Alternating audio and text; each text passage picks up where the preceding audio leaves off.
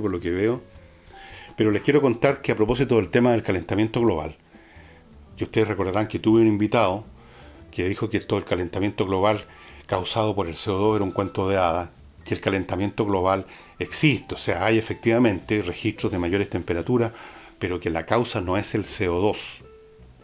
Y yo quedé metido con esto porque, como todo el mundo, fui arrastrado por esta oleada de que el CO2, que cuidado con el CO2, atención que llegó el CO2. Y me puse a estudiar este tema. Y hay muchos materiales para estudiar. Y ver reportajes sobre este tema. Y me he ido convenciendo que efectivamente existe un proceso de calentamiento global que es un proceso que ha ocurrido muchas veces en la historia de la humanidad. No en la historia de la humanidad, en la historia del planeta. El clima es cambiante, hemos tenido edades de hielo, hemos tenido periodos como la Edad Media de mucho calor, otros periodos de calor y luego de enfriamiento, como pasó, hay un libro completo sobre eso, la historia del Imperio Romano. Hay alguien que intenta explicar algunos fenómenos por el deterioro de las condiciones para una buena agricultura en cierto periodo del Imperio Romano, y eso trajo efectos en cascada en otros aspectos de la vida de esa sociedad. En fin, el clima ha cambiado muchas veces y ha cambiado en forma mucho más dramática. Imagínense usted la edad de hielo cuando el casquete del Polo Norte llegaba hasta más o menos la mitad de Estados Unidos, y con los efectos para abajo también que ustedes podrán imaginar. Hemos tenido edades de hielos en miniatura, siglo XVII y XVIII en Europa. Hemos tenido etapas de mucho calentamiento, como digo, en la Edad Media y otros periodos históricos de los cuales no hay registro. No habían oficinas de meteorología en la época de los cretenses o de los egipcios. Entonces el calentamiento o el enfriamiento, el desecamiento o las inundaciones son cambiantes, y al parecer la fuente principal, la mega fuente de estos cambios, como corresponde a cambios de tan grande escala, son también fenómenos de gran escala y no la emisión de un gas que constituye una fracción casi imperceptible del total de gases de la atmósfera. Las grandes fuentes son la Tierra misma, con los procesos internos, el magma, procesos bastante complejos y que ahora tienen preocupados a los geólogos por temas que voy a hablar en otro día, y sobre todo el Sol, estimado amigo, ahí lo tenemos, el Sol, que es una bestia, Hay periodos de gran actividad solar que generan una mayor radiación de energía hacia la Tierra, hay periodos de menos actividad solar. El Sol es una entidad viva, es una entidad casi monstruosa, es el dador de vida, pero también puede ser el dador de muerte. Y ahí estaría, probablemente, posiblemente, la causa, una de las causas, porque estas hay factores que se entrelazan en forma muy compleja unos con otros, hay iteraciones muy complejas. Pero como decía un científico, y entre paréntesis hay una lista de algo cerca de 40.000 científicos que han rechazado esto que ellos consideran un cuento de hadas, lo del calentamiento por culpa del CO2. Y hay un reportaje que vi muy interesante que dicen, bueno, y ahora voy a explicar, dijo el científico, de dónde partió esta idea que el CO2 era la causa. Y se remontó a los años 70, exactamente al año 75, antes de eso no se tocaba el tema, cuando en Inglaterra la señora Thatcher, que era la primera ministra en ese momento, por razones políticas, empezó a darle alas a este tema, porque entre otras cosas ya tenía el proyecto de cambiar la matriz energética de Inglaterra, aumentando las plantas nucleares, que en esa época y todavía hasta el día de hoy son vistas con mucho temor y son rechazadas porque está todo el fantasma de Chernobyl, de las bombas de Hiroshima. Se le tiene miedo a las plantas nucleares. Entonces ella quiso buscarse otro Satán.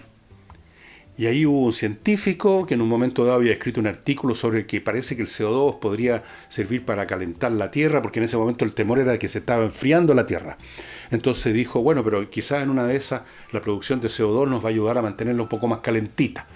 Y ahí empieza todo un proceso que se convierte en causa célebre, a la cual se suben todos los creyentes y los seguidores de causa, que son especialmente personas que no pueden vivir sin una causa. Se les había derrumbado o se les estaba derrumbando la causa marxista, había entrado en el descrédito, imagínense el descrédito que entró después con la caída del muro de Berlín, y entonces se subieron a este otro bus, el bus del calentamiento global por culpa del CO2. Y se generaron luego intereses científicos que recibían fondos si entraban en la línea correcta, en la vía correcta, como dicen. Y así se fue generando un proceso que se terminó convirtiendo en un movimiento, como es hoy en día. Un movimiento que si usted no forma parte de él, usted es un hereje, usted no sé si es un fascista, un ecofascista.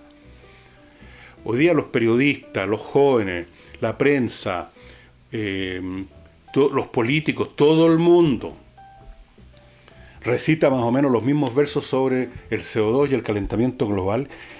Y cuando una cosa, como he dicho aquí 1.000.000 de veces, se transforma en movimiento, cuando una idea, ya sea falsa o verdadera, pero una idea, se convierte en parte de un movimiento, se convierte en parte de intereses a sus políticos asociados a determinada creencia, a determinado postulado, cuando se convierte en causa que les da sentido a la vida de personas que de otra forma se aburren en sus casas y que necesitan una causa para salir a vociferar por las calles, cuando los periodistas necesitan un tema para el cual hacer denuncias y hacer de los justicieros desde su estrado televisivo o donde sea, cuando se llega a ese estado de cosas, es el momento, y que lo que me pasó a mí, que uno tiene que entrar en sospecha y empezar a examinar este asunto de nuevo, desde la casilla inicial, porque no conozco ningún movimiento, y he estudiado muchos movimientos a lo largo, porque he estudiado mucha historia, que no se convierte finalmente en un tumor de estupideces, de exageraciones, de mentiras, de mitos. Así que tal vez llegó el momento de deshacer el mito del CO2, o como mínimo estudiar de nuevo, seriamente, si el gas llamado CO2, por su composición molecular, un átomo de carbono, 2 de oxígeno, en las proporciones que existen en la atmósfera, coexistiendo con el oxígeno, con el metano, con el ozono, con muchos otros gases, es capaz de subir las temperaturas. Según los estudios de muchos científicos, no. Han hecho estudios científicos, sea comparativo. Cuando había más CO2, ¿coincide con más temperatura? ¿Sí o no? Cuando había menos CO2, ¿coincide con más bajas temperaturas? ¿Sí o no? Y parece que no hay ninguna correlación. Ninguna. Cero. Bueno, ese es el tipo de análisis matemáticos, científicos, empíricos que hay que ver. Y no simplemente subirse a un carro porque todo el mundo está cantando la misma canción y uno, por supuesto, muerto de miedo a no quedar convertido en un hereje y en un blanco del furor de los fanáticos que siempre necesitan colgar a alguien. No les basta con repetir una cosa, sino que tienen que colgar a los descreídos. Bueno, vamos a seguir examinando este tema más adelante. Y recuerden lo que les pedí al principio. Este programa se alargó más que no sé qué.